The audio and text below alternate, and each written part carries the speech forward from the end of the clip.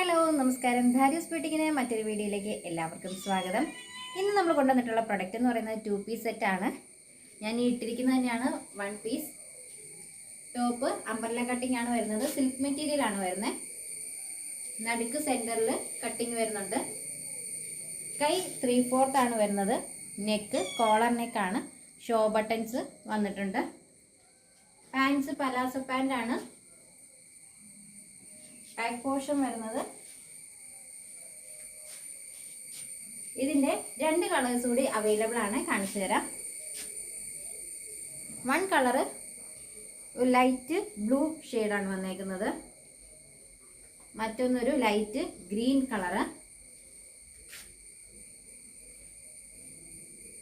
രണ്ടും പേസ്റ്റൽ കളറാണ്.